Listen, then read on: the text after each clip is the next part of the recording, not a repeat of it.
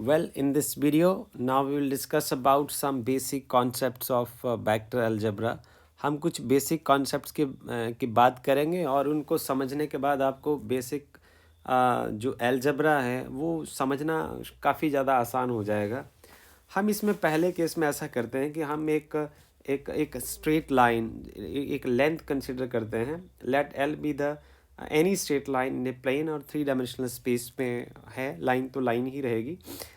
Now this line gives the two directions. इस line को आप ऐसे भी कंसिडर कर सकते हैं कि from lower end to the upper end, कुछ इस तरीके से आप ले सकते हैं, या फिर आप इस लाइन की डायरेक्शन जो अपर एंड टू लोअर एंड ले सकते हैं।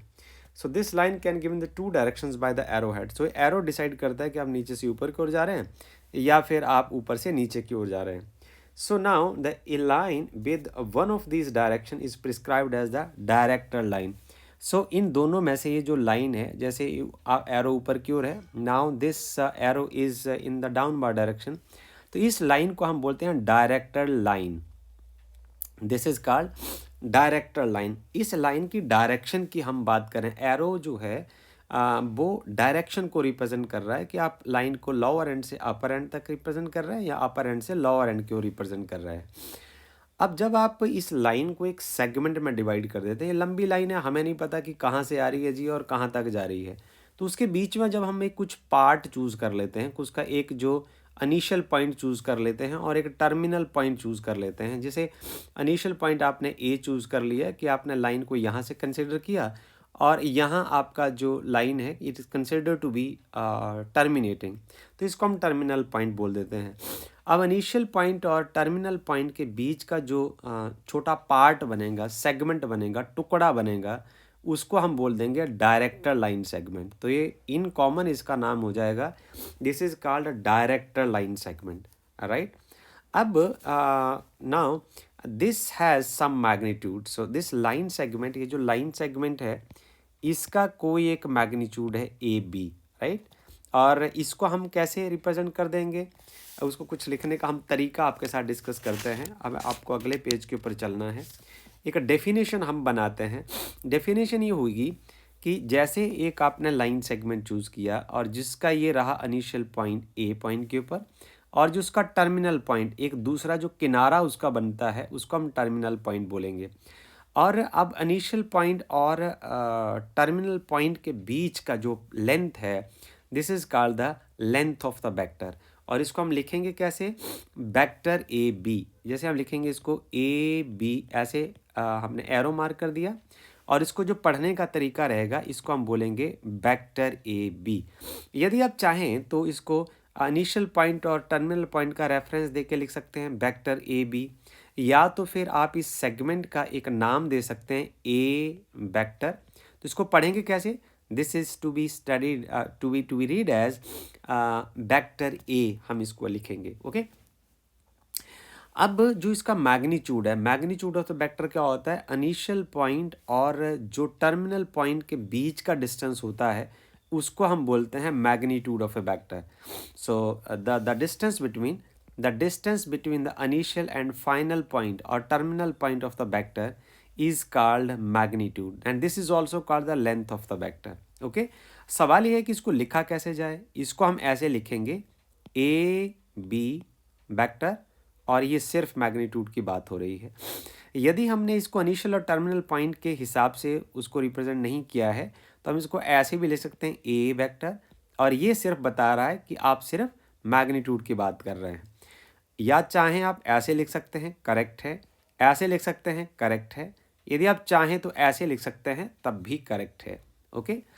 अब आपको इसको ऐसा लिखने का ज़रूरत नहीं है। जैसे हम ऐसा लिखें कि A B vector greater than और इक्वल टू ज़ीरो, या हम ऐसा लिखें A B vector is less than और इक्वल टू ज़ीरो, या हम लिखें A B vector is less than zero, okay.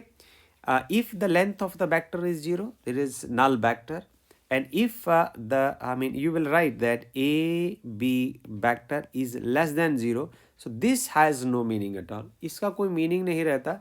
ये बता रहा है कि जो लेंथ ऑफ द वेक्टर है वो 0 से कम है, इसका मतलब वेक्टर एग्जिस्ट नहीं करता, लेंथ नेगेटिव नहीं हो सकती, इसलिए ऐसा हम लिखें तो इसको लिखने का कोई मीनिंग नहीं रहता। Okay, so will never prefers to write it like this. आगे हम चलते हैं, हमारा जो नेक्स्ट टॉपिक ऑफ डिस्कशन है वो पोजीशन वेक्टर की बात करते हैं। बड़ी मज़ेदार कहानी है।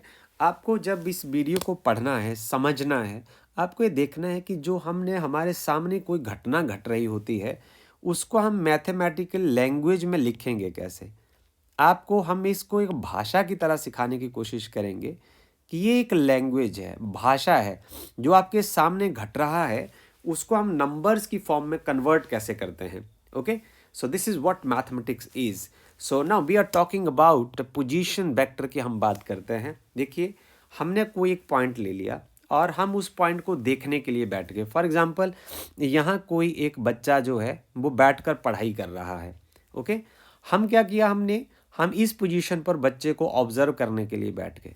तो ऑब्जर्व करने के लिए क्या किया, हमने एक कोऑर्डिनेट सिस्टम का इस्तेमाल किया।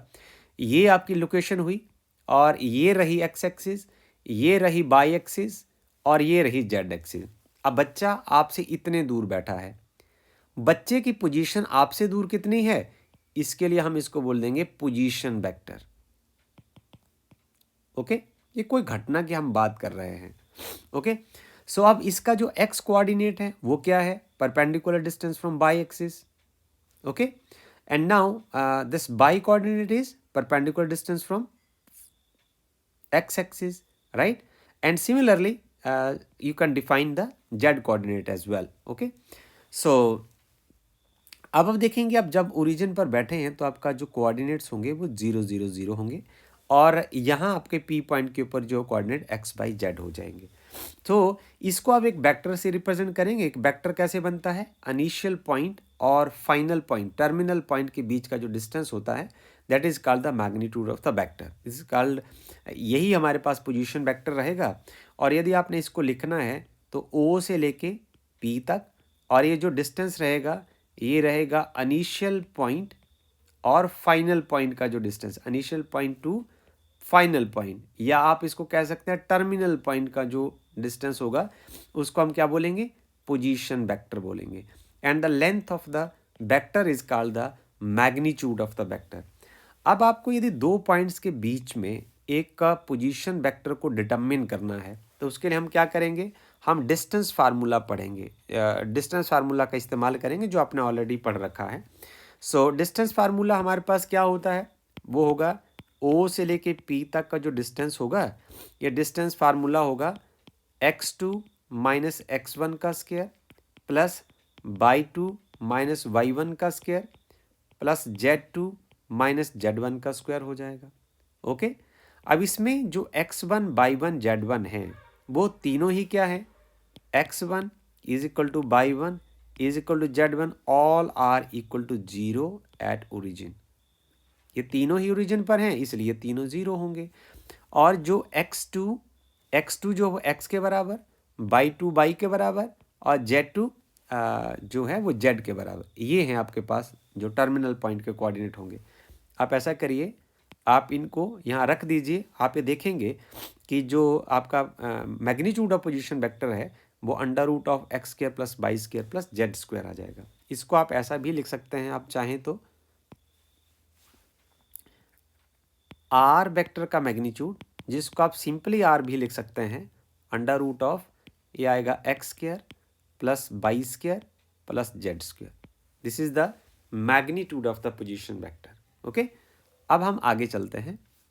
अगला हमारा जो टॉपिक ऑफ डिस्कशन रहेगा, यदि हम एक्चुअल प्रैक्टिस की बात करें, फॉर एग्जांपल ये रहा आपका ओरिजिन और इसके कोऑर्डिनेट हैं 0 0 0 और ए पॉइंट पर, अब ये पोजीशन वेक्टर ए पर भी हो सकता है, ये पार्टिकल कोई बी पर भी हो सकता है, ये पार्टिकल कोई सी पर भी हो सकता है। तो ए वेक्टर का जो पोजीशन वेक्टर है उसको आप सिंपली ए से रिप्रेजेंट कर सकते हैं। बी पॉइंट का जो पोजीशन वेक्टर है उसको आप बी वेक्टर से रिप्रेजेंट कर सकते हैं। सी पॉइंट का जो आपका पोजीशन वेक्टर है उसको आप सी वेक्टर से रिप्रेजेंट कर सकते हैं। तो ये आपका जो डिस्कशन है उसको सिंपल बना देता है, इसलिए हम इसका इस्तेमाल इस तरीके से कर सकते हैं। हम आगे चर्चा को बढ़ाते हैं। अब हमारा टॉपिक ऑफ डिस्कशन रहेगा डायरेक्शन कोसाइंस के बारे में पढ़ना। तो डायरेक्शन कोसाइन एक बड़ा इंटरेस्टिंग टॉपिक है और इसकी ज़रूरत आपको आगे काफ़ी प्रॉब्लम सॉल्व करने में पड़ेगी। 3 डायमेंशनल ज्योमेट्री में भी आपको इसकी ज़रूरत पड़ेगी, तो इसको हम बड़े इंजॉयबल मोड से पढ़ने की कोशिश करेंगे। सो देखिए, जो डायरेक्शन कोसाइंस क्या होते हैं बेसिकली, तो हम सबसे पहले अपना जो डायग्राम है, डायग्राम आपकी एनसीईआरटी की बुक का है, ये है figure number 10.3। This is figure number this is figure number 10.3 of NCERT book. सो हम सबसे पहले एक बॉक्स कंसिडर करते हैं और बॉक्स के किसी एक पॉइंट के ऊपर आप इस पॉइंट को आप चूज़ कर लीजिए। ओके, अब इसके कोऑर्डिनेट हैं X Y and Z. How to reach to this point, ये आपको बड़े सिंपली समझ आ जाएगा। देखिए, आप यहाँ से जाएंगे 0 to बाई सबसे पहले, ठीक है, 0 to बाई, और फिर आप आएंगे इस पॉइंट के ऊपर। अब ये 2 वेक्टर हैं, ऐड हो जाएंगे, तो ये वाला पार्ट रहा बाई वेक्टर, हम इसको कह दें, और ये वाला पार्ट हो गया आपके पास एक्स वेक्टर। तो यहाँ आप देखें, यहाँ triangle law of vector addition लगाएं तो यह जाएगा X vector plus Y vector.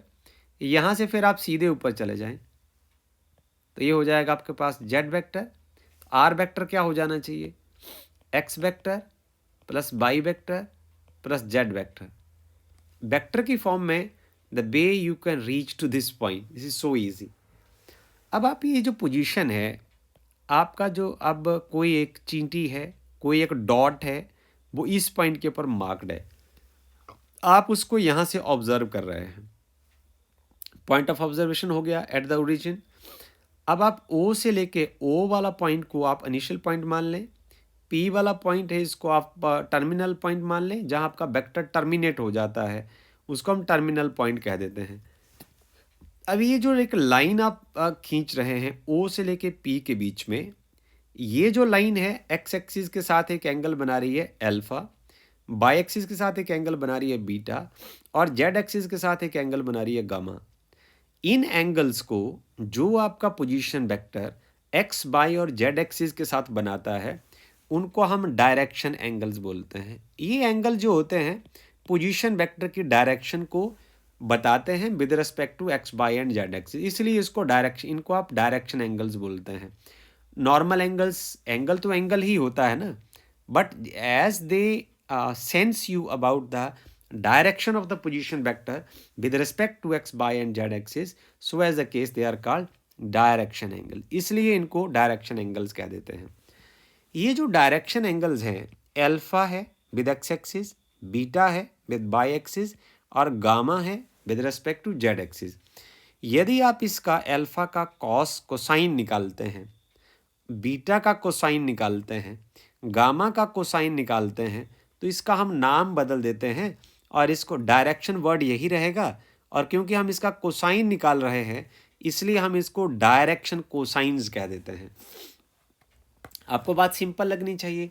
हम इस सारी घटना का मैथमेटिक्स बना रहे हैं और इसको बनाना कितना आसान लग रहा है आपको, और ये पढ़ना भी बहुत आसान है। देखिए, हम इसका एक अलग नाम रख देते हैं, कॉस अल्फा जो डायरेक्शन कोसाइन है, ये इन्फॉर्मेशन है। एक्स एक्सिस जो आपका पोजीशन वेक्टर जो है वो एक्स एक्सिस के साथ कितना एंगल बना रहा है, तो इसको हम एल से रिप्रेजेंट कर देंगे कन्वेंशनली। और जो बीटा एंगल है, कोसाइन ऑफ बीटा एंगल, उसको आप एम से रिप्रेजेंट कर देंगे, और कोसाइन ऑफ गामा एंगल जो है उसको आप एन से रिप्रेजेंट कर देंगे। So I would like to clean it, M N, so this part is N, इसको आप एन से रिप्रेजेंट कर देंगे। ओके, सो जो एल है, अब आप देखें कि एल कैसे हम निकालेंगे। तो इसका जो सब पार्ट है इसको हम पार्ट कह दें पार्ट ए, और इस फिगर का ये पार्ट बी हो गया। तो इसमें हमने क्या किया है कि हम इसका एक स्ट्रक्चर का एक सब पार्ट लेके आए हैं। हम ये देखें कि यहाँ से लेके आप यहाँ आए और यहाँ एंगल 90 डिग्री बन रहा है, और यहाँ से हम इसको यहाँ से जोड़ दें, इसको ऐसे जोड़ दिया। अब आप देख रहे हैं ये वाला जो एंगल है ये 90 डिग्री होगा, और ये वाला जो एंगल होगा वो एंगल अल्फा हो जाएगा, राइट। ये वाली जो साइड है वो एक्स एक्सिस है, ये वाली जो साइड है वो R है, ये इसको हमने जो सब इसका पार्ट है वो यहाँ बना रखा है, ठीक है। आप यदि चाहें तो घर में आप देख सकते हैं, बुक रख सकते हैं, एक बॉक्स रख सकते हैं, एक बायर का इस्तेमाल करके इस तरीके से आप पॉइंट मार्क कर सकते हैं। आप देखेंगे कि यहाँ से जब आप इस पॉइंट को यहाँ मिलाएंगे तो ये एंगल जो है वो यहाँ 90 डिग्री बन जाने वाला है। ओके, सो इसको हमने तोड़ के यहाँ लिखने की कोशिश की है। और यहाँ से आप बताएं, जैसे कोसाइन ऑफ एल्फा निकाले तो बेस अपॉन हाइपोटेन्यूज हो जाएगा, इसलिए वो हो जाएगा एक्स अपॉन आर।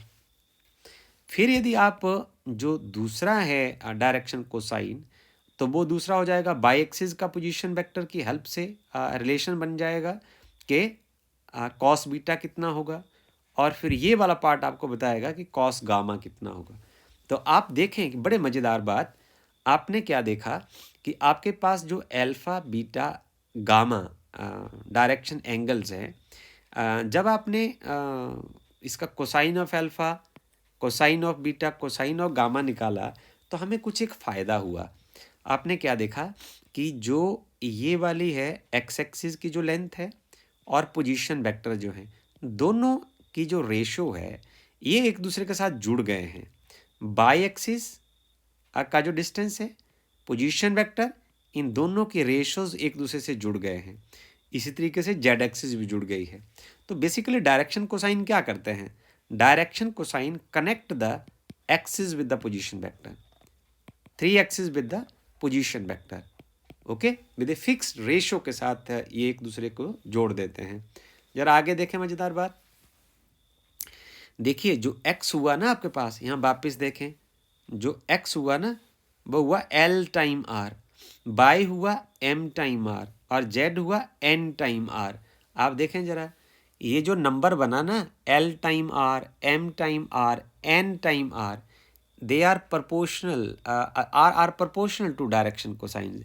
ये डायरेक्शन कोसाइन के प्रपोर्शनल हैं। आपने देखा, देखिए x is equal to l time r, y is equal to m time r, and z is equal to n time r। इसमें आप क्या देख रहे हो, पोजीशन वेक्टर का जो लेंथ है वो फिक्स रहेगा, पोजीशन वेक्टर तो बदलेगा नहीं, क्योंकि जो ओरिजिन से जिस पॉइंट को आपने कंसीडर किया है ये वाला तो बॉक्स में पॉइंट फिक्स है।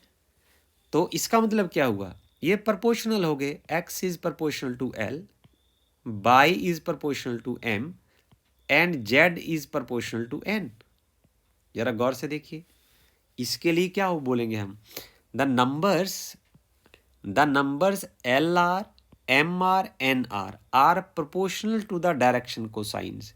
अब ये डायरेक्शन कोसाइंस के देखिए प्रोपोर्शनल हो गए, ओके, ये नंबर जो हैं they are proportional to direction cosines, इसलिए हम इनको बोलते हैं direction ratios, okay, these are called direction ratios.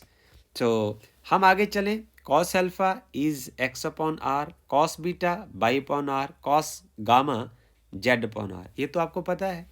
आप ऐसा करिए, इसका स्क्वायर कर दीजिए, इसका भी स्क्वायर कर दीजिए, इसका भी स्क्वायर कर दीजिए। स्क्वायर करने के बाद आप तीनों को जोड़ दीजिए। तो जोड़ने का फंडामेंटल तरीका ये होता है कि लेफ्ट हैंड साइड में लेफ्ट हैंड साइड जुड़ जाएगी और राइट हैंड साइड में राइट हैंड साइड जुड़ जाएगी। तो लेफ्ट हैंड साइड में हमारे पास cos स्क्वायर अल्फा है, यहाँ लिख दिया, cos स्क्वायर बीटा है, यहाँ जोड़ दिया, cos स्क्वायर गामा है, यहाँ जोड़ दिया। ये तो होगी आपकी left hand side. Right hand side में चलिए, इधर x square upon r square यहाँ लिख दिया, y square upon r square यहाँ लिख दिया, z square upon r square यहाँ लिख दिया। अब आप एलसीएम ले लीजिए, आर स्क्वायर हो जाएगा, और आपका जो डिनोमिनेटर और जब एलसीएम सेम होता है तो न्यूमरेटर की क्वांटिटी को कोई फ़र्क नहीं पड़ता, इसलिए बन जाएगा r square upon r square that is equal to 1। Okay, so this shows that cos square alpha plus cos square beta plus cos square gamma is equal to 1, right? This is a very good relation. We will use this relation in the text or the exercise as well in the future. Thank you.